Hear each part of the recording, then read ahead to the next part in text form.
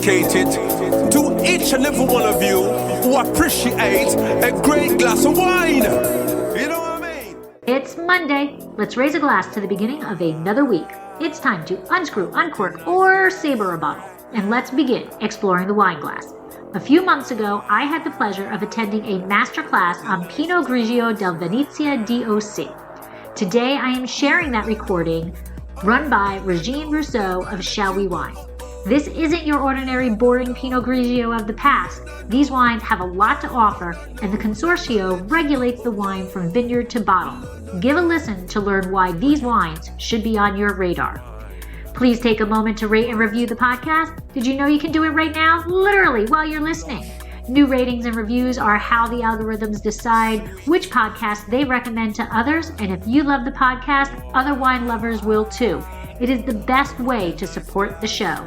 Slancha!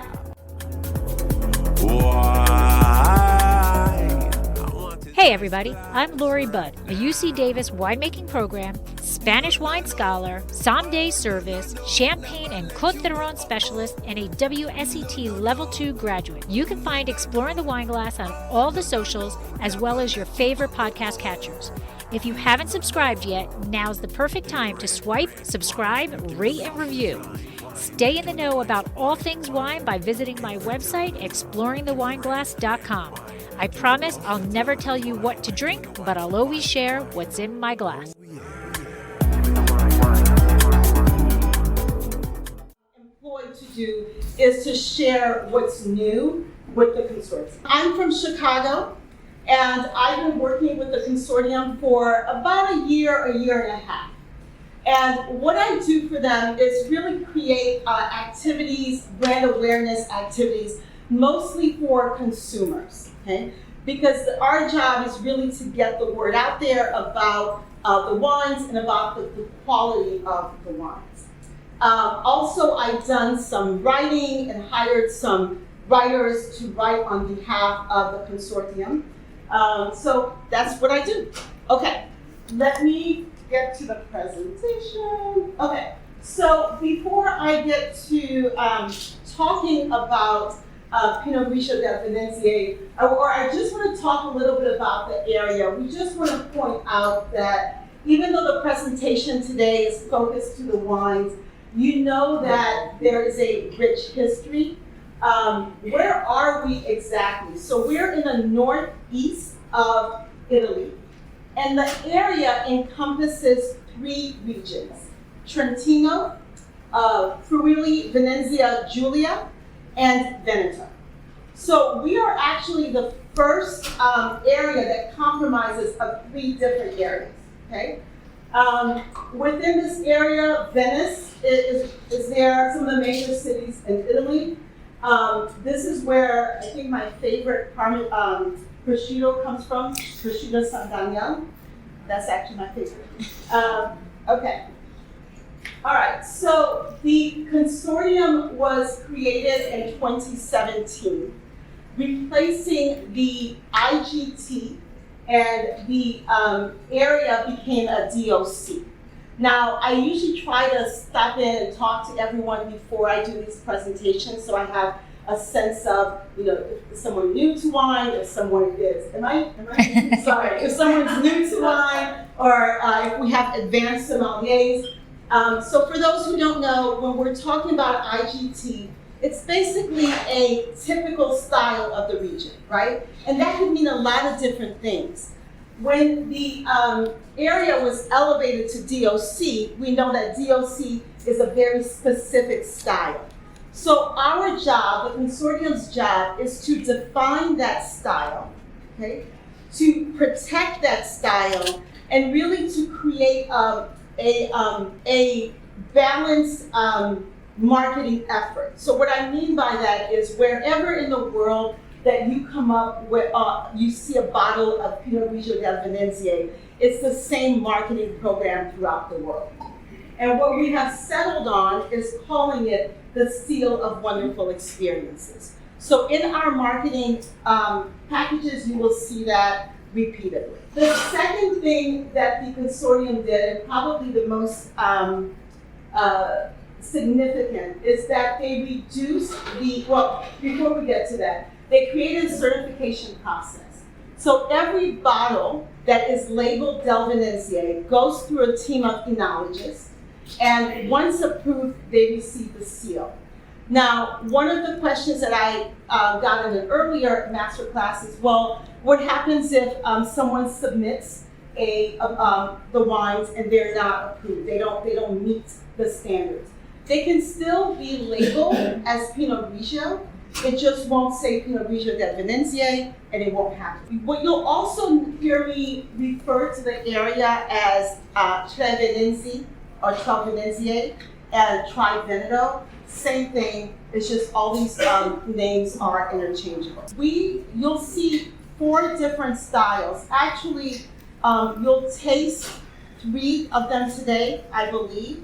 So we have Pinot Grigio Ramato, which is actually the first style of Pinot Grigio that was made. So it ranges from this light coppery color all the way to a deep, almost orange color. Unfortunately, we don't have any of those, but you can find them. So Ramato is just basically the region style of rosé, which is through skin maceration. So someone asked me, how the rosés are made is through skin maceration. We'll have a spumante style, which is made in the Ramato, and then the traditional yellow straw color that you're used to. That is between 4 and 6 bars. Yes, please, you start pouring. Between 4 and 6 bars of pressure. And then we have the frizzante, which is lightly sparkling. And then we have the Bianco. So we're not going to taste the Bianco today, but Bianco means that at least 50% of the blend must be Pinot Grigio. The other 50% can be any of the approved grapes.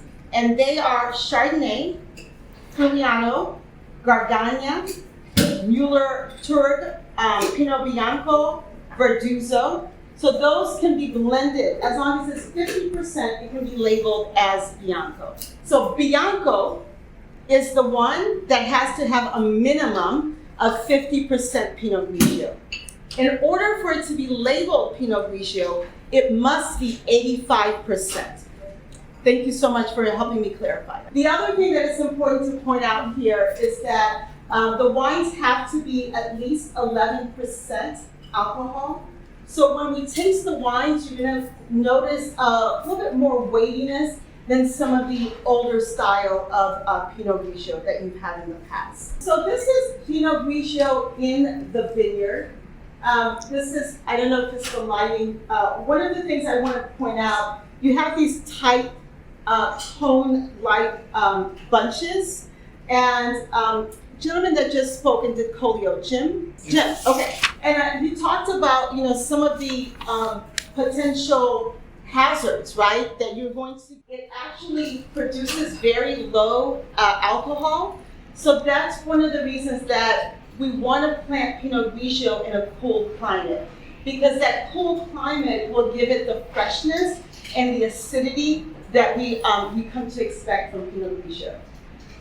This cultivation system that you see here is called Trentino Pergola.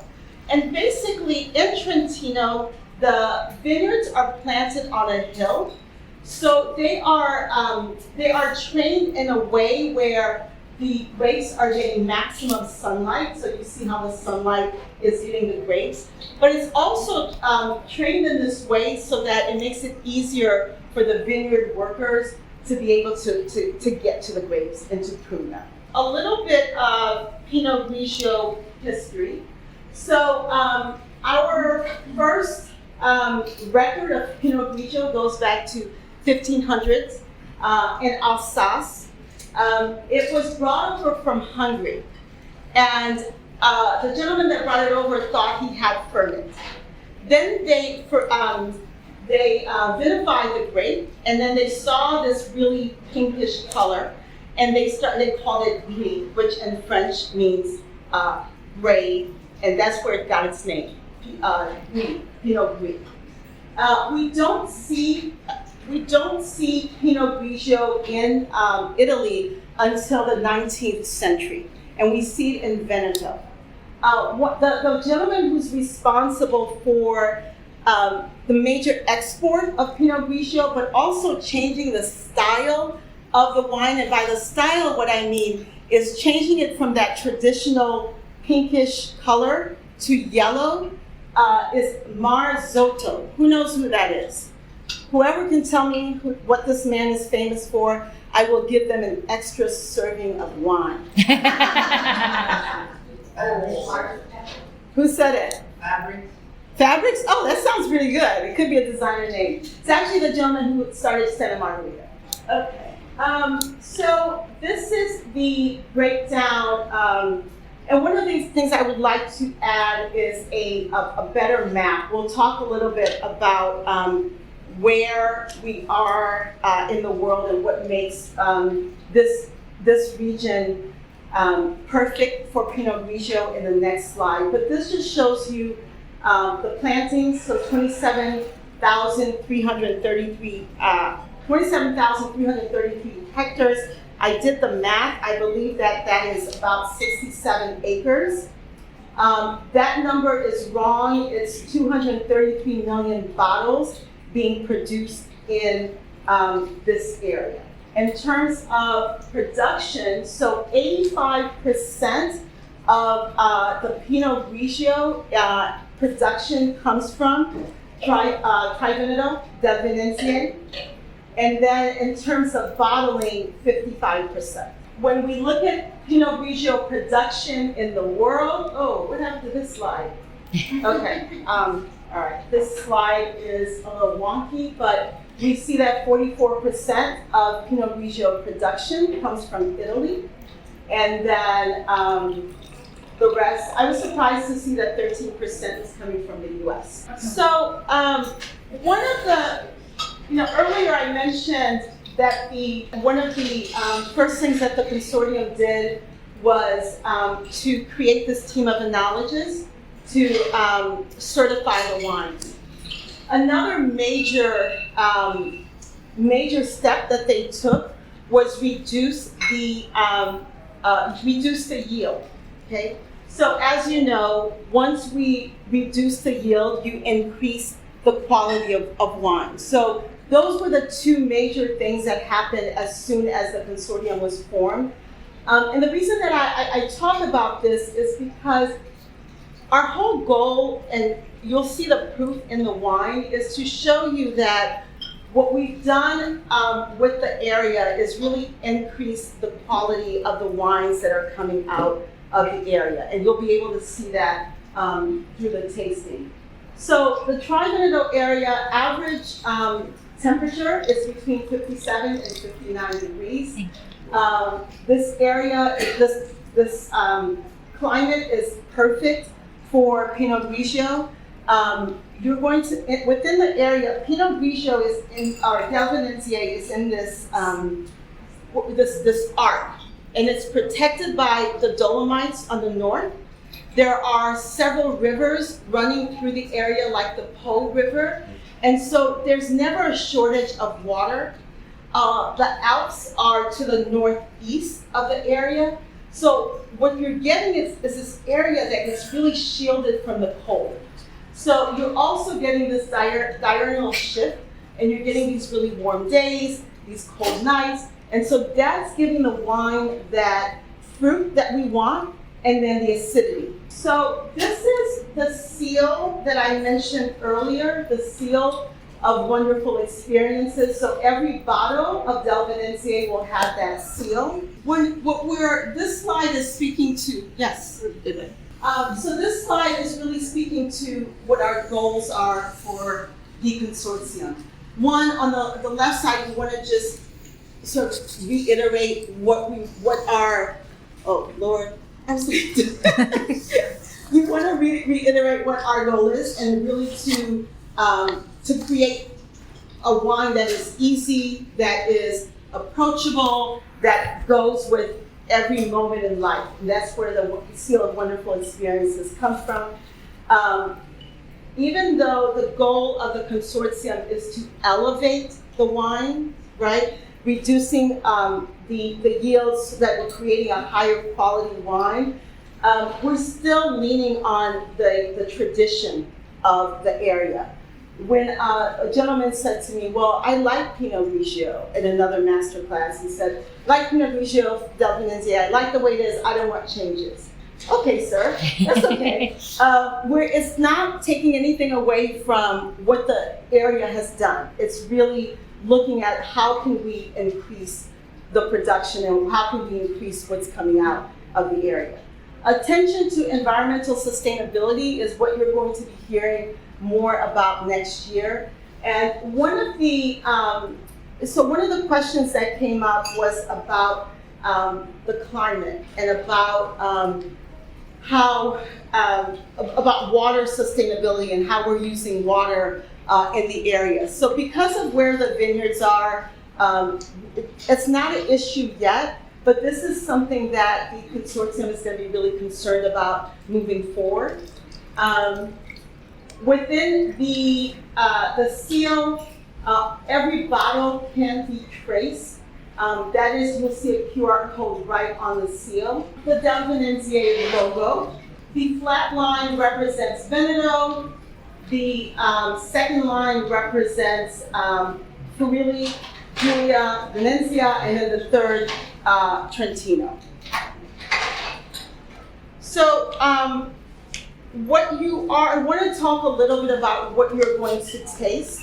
A lot of these wines, honestly, are new to me. I have not tried all of them. But what we've seen in the last two classes is a real range. So you're going to get like these lean, racy style of Pinot Grigio, and then you're going to get some like creamy, fuller bodied Pinot Grigios. And then with these, we'll also take a look at where they're coming from. When we talk about the wines, we really talk about the region as a whole. We don't really separate Veneto from Friuli, Venezia, Giulia from Trentino.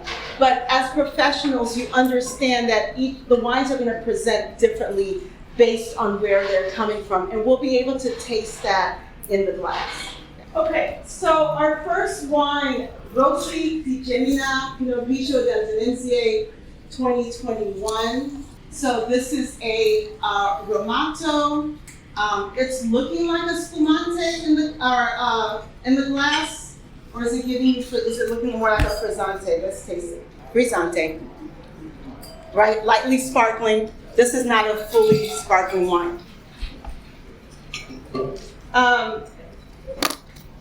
This wine, let me let you throw out some descriptors for me first. What do you think? And then I'll give you my own notes. You have a smile on your face. It made me like bouncy. It made you bouncy. Okay, it made you bouncy. So skin contact. It says a night of skin contact, but I couldn't find how many hours. I don't know if a night is like an 8-hour or if it's 24 hours. From the color, it's got to be a couple of hours. It's got to be a couple of hours. I get a lot of fresh strawberries, some peach on this. I think this is a really great wine to start a meal. It's a very fresh peach, like a juicy peach. Fresh, juicy peach.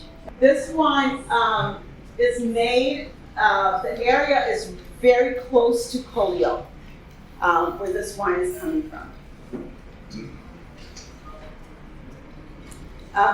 Comes from a higher altitude, which is giving it that freshness, that lightness, that nice acidity. Move on to number 2. This next wine is Cadi Alte. Excuse me, I don't speak Italian if you haven't figured that out yet, but I'm doing my best. Pinot Grigio del Venezie DOC 2021. So this, we're getting back to that light straw color. Mine is a little cold. I don't know how yours is doing, so I'm going to wait for it to warm up. This wine comes from a cooperative. It was 4 wineries that came together in, it was founded, 4 wineries were founded between 1947 and 1958. and then they joined forces in 2015 to create. Oops. I hate giving you my notes, but I will. So now I'm picking up that salinity, which I think is gorgeous. But this is easy for me, fresh. I'm getting those traditional Pinot Grigio, pear, stone fruit. Anybody else? What I'd like you to pay attention to is, and honestly, we can have an honest discussion, is if you are, as we're moving through this, seeing a change, right? Tasting a change. Or is this presenting to you as a Pinot Grigio you know? And that's one of the discussions we've had in the other cities. You know, some people saying, yeah, I stopped drinking Pinot Grigio because when we talk about Pinot Grigio, you know, with consumers, not with professionals, there is sometimes an elephant in the room, right? Pinot Grigio did get this reputation of not being high quality unless it came from Alto Adige, right? Unless it came, you know, from Friuli. And then there was this bulk production of Pinot Grigio in our market for a long time. So ask yourself, is this presenting different? Is there a change, or is this what I'm expecting? Is this what I expect? I think in the past, Pinot Grigio has been the dull wine.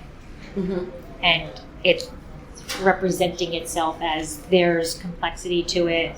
There, you know, the salinity in there, or the Frisante has the flowery, you know, and that. So I think it's no longer just bulk base wine. Mm-hmm. It's showing complexity. We have Prima Pietra Pinot Grigio del Venezie. This is coming from another cooperative that was started in 1952. The wine comes from the Verona area, where it says Upper Valley of Val d'Alpone, that is in the Verona area. And I mean, you're going to see, yesterday we had a wine with some oak aging, but I think all the wines that we have today will be stainless steel. It was interesting to see where they aged part of the wine in oak. A little more richness to this wine for me, fuller, rounder in the mouth. Again, for me, typical flavors, peach pit I'm getting on the almond, getting on this one. Y'all with me? Y'all tired? Yes, please. Well, I to answer your question, the only thing that I am aware of is making that minimum 11% alcohol. So when you know, no more of this 8-9% Pinot Grigio. So by raising it to 11% from this particular area, you are going to get that richer mouthfeel, the weightier wine. I'm to a minimum of 11%. Oh, what was the? To give you that richer mouthfeel. Oh, okay. Yeah, to give you a higher. No, that's okay. That's okay. Thank you for asking. The more questions you ask, the better, because then I'm not up here just talking. Just talking. Okay. Anybody want to comment on this particular wine? It's making bouncy? No, it's not. You're not bouncing anymore? Okay. Osvaldo Pinot Grigio del Venezie, 2021. And now, a word from our sponsor.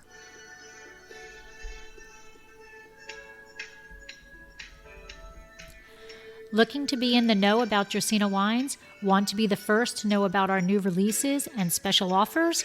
All you need to do is sign up for our newsletter. There is no commitment necessary, and I promise you we won't spam your mailbox with loads of messages. Need another reason to sign up? Quite possibly the best reason? You'll immediately get a discount code for 10% off your first purchase and be privy to newsletter-only discounts. Let Dracaena Wines turn your moments into great memories.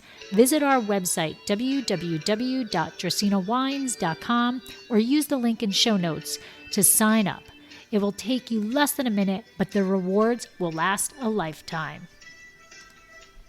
This wine is coming from a larger group in the area called the Zopas Group, which was founded in 1980. But this particular winery dates back to the 1930s. So in this area, you're going to get more clay-based soil with a little bit of limestone. This is, for me, what I think about when I think about the Italian style of Pinot Grigio that I think consumers like. I get a lot of fruit. I get a little bit of minerality. I think it's fresh. I think it's really approachable. That's a little bit of RS. A little bit of RS, yes. Makes it, for me, like work with food. Yeah. And then a little bit more alcohol, 12.5. Okay. Next we have Perla Bianca Pinot Grigio del Venezie. This one, the grapes are coming from throughout the region. So Trentino, Veneto, and Friuli. This was one of the fan favorites yesterday. Right in the, you didn't get the, can we have that one? He drank it all. No, she didn't. No, I'm just kidding, I was just kidding. She did it too. So the entire row. They don't get your humor. Huh? They don't get your humor. No. Yeah. I get a little bit more almond on this one. Anybody agree, disagree? Anybody? With what? Clam chowder soup. Okay, I like that. I love when you pick up a wine and all of a sudden you get exactly what it will go with. Clam chowder soup. It's more distinctive. It's more distinctive. How so for you? I guess maybe more aromas and Yeah. fruit. So she said it's making more of a statement, more floral, more Definitely. fruit on the palate. Yeah, it's a little bit more expressive than the others. Yeah, I would agree with that. That's just like an old design. It's generations of this wine starting in the It's very old school, vibrant. Tell me what old school means to you. Not altered by trends, not altered by let's soak in the skin of the let's make pop in wine, let's make it extra good, let the wine speak for the terroir. I love that. I don't know if you heard, he said this wine, it speaks from the terroir. It's not trying to be modern, it's classic if I'm interpreting what you're saying. I like it, yes. Very nice. Thank you. You speak good English. A little bit. Next we have the Tomasi La Rose Pinot Grigio del Venezie. I think it's another Ramato. Is that correct? No. Can I see the bottle of the Tomasi? Okay. Yep. I haven't tried this wine, but just from the description, I thought it might be a Ramato. Okay. So the Tomasi family is a fourth generation family. They currently have 9 members of the family working together. They also have property in Piedmont. So this is another bigger winery. As you can see, this particular wine they're doing 300,000 bottles of. What do you guys think of this wine? It's beautiful. Balanced? Mm-hmm. Clean? Highest, very clean, very cool. Less of the village, more of the Armenian. Less of the village oak notes Less of the village, not wood. Less Notes. of the village notes. and more I made it today. Yes. You're a poet. I love that. I always come up with these crazy descriptors. I refrain myself today. But I love that. Less of the village notes, but more of the I made it today. And then we have, I think we have 2 more. Albino Armani Pinot Grigio del Venezie 2021. Albino Armani is actually the president of the consortium. He was just re-elected earlier this year. And the grapes again are coming from throughout the region. Anybody picking up on? I'm not going to say it. I want someone else to say it. Perfuming. Anything else stick out? Is that just me? Somebody's getting a little bit of sulfur. That's a little bit of petrol.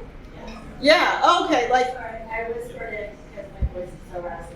Oh, okay. All right. You got it first. Wow. We had that yesterday with another wine. It wasn't this one.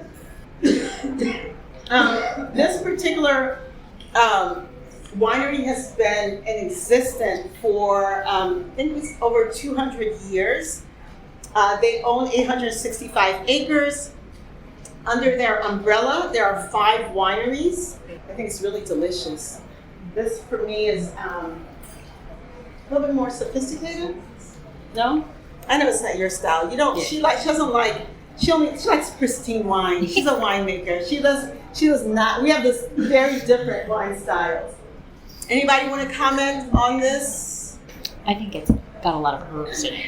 A lot of herbs, yes, which I definitely tend to enjoy.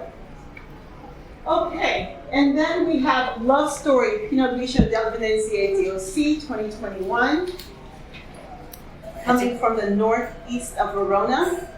I like when they give us the soil type, so alluvial soil, Moronic, so coming from the ocean, Moronic? Is that how you pronounce it? Glacial. Huh? Glacier. Glacial. Glacier. It's a very American label. Mm-hmm. Lori's Ice Age. Ice Age. Thank you, sir. Lori just said that this is a very American label, really modern. I mean, I think it works really well with the wine. Less fruity than the first one, the Frizzante that we tasted. Look more, I feel like cherry, or maybe underripe strawberry. I think I'm getting more in this. If you skim through the pricing, and I don't sell the wine, but I think what we're looking at are really great value wines for the consumer. These wines to me are really flexible. I feel like you can open a bottle of Pinot Grigio, except for dessert, have it with anything, really. Pasta, pizza. I mean, it's just really flexible. The acid is there, and I think it makes it easy to just pair with a lot of different foods. Questions, comments, anything at all? Quietest group that I had. It's after lunch. It's okay. It's okay. Anything that I missed that I should have shared with you? No? Okay. Yes, sir. Thank you.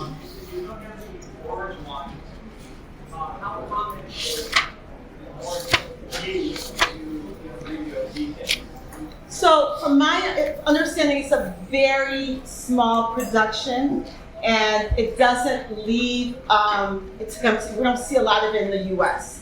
So, everyone I know who's talked about a more orangey copper style of Pinot Grigio from Delle Venezie. We saw, we talked about it in Colio, right? They talked a little bit about it earlier. We just don't see that a lot in the market. It's usually it stays in Delle Venezie. Okay, well, yes, that is all I have. I thank you for your time and your attention.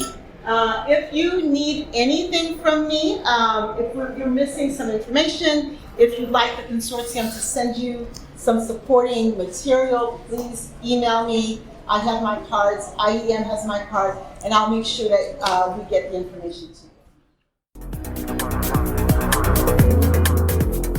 This has been another episode of Exploring the Wine Glass. Thanks for listening.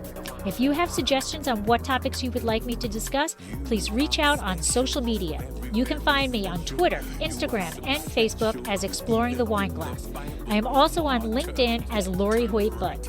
Of course, you can always email me at exploringthewineglass@gmail.com and sign up for my newsletter at exploringthewineglass.com. If you enjoyed what you heard, please rate, review, and subscribe to help others find me more easily. And most importantly, tell your wine-loving friends, because if you like the podcast, they will too. Podcast music is Wine by Kevins. Until next week, slancha. Give me the red wine. Give me the white wine. Give me the sweet wine. Give me the wine. Give me the wine. No. Oh, no. Never let you go. Oh. No. Never let you go. Oh, no. I want to let you glass right now. I'm on Kevins for my 10,000 tell you. There